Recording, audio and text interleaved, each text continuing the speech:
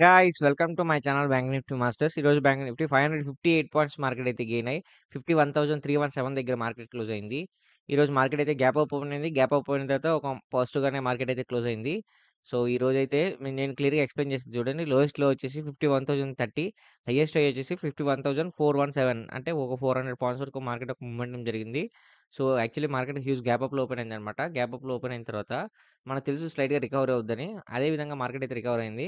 So, ఈ week indication ఏంటంటే కంప్లీట్‌గా ఒక రికవరీ అవుతుంది ఫ్రెండ్స్. ఎందుకంటే బిగ్ ఫాల్ జరిగిన తర్వాత ఇది అందులో దట్టు ఒక రెసిస్టెంట్ సపోర్ట్ లెవెల్ జోన్ ఉంది కాబట్టి, సో, ఇక్కడ నుంచి మార్కెట్ కంప్లీట్‌గా రికవరీ అవుతుంది. ఇక్కడ నుంచి ఇలా ఫాల్ అయితే అవ్వదు. సో, మార్కెట్ ఖచ్చితంగా పైకే వెళ్తుంది. జాగ్రత్తగా ట్రేడ్ చేసుకోండి. ఓకేనా ఫ్రెండ్స్. సో, రేపు మార్కెట్ ఎక్స్‌పైరీ డే కాబట్టి రేపు ఆఫ్టర్ అంటే ఒక 1 మంత్ తర్వాత ఎక్స్‌పైరీ డే అనమాట. సో, ఎక్స్‌పైరీ డే ఎలా ఉండబోతుందంటే ఒక ఒక గ్యాప్ అప్ ఓపెన్ అయిన తర్వాత ఫస్ట్ 15 మినిట్స్ స్కాన్‌లోనే మీరు ఎంట్రీ అనేది తీసుకోండి. సో, మార్కెట్ అనేది ఖచ్చితంగా పైకే వెళ్తుంది. ఓకేనా ఫ్రెండ్స్. సో, ఫర్ ఎగ్జాంపుల్ ఇప్పుడు గ్యాప్ అప్‌లో ఓపెన్ అయిందనుకోండి.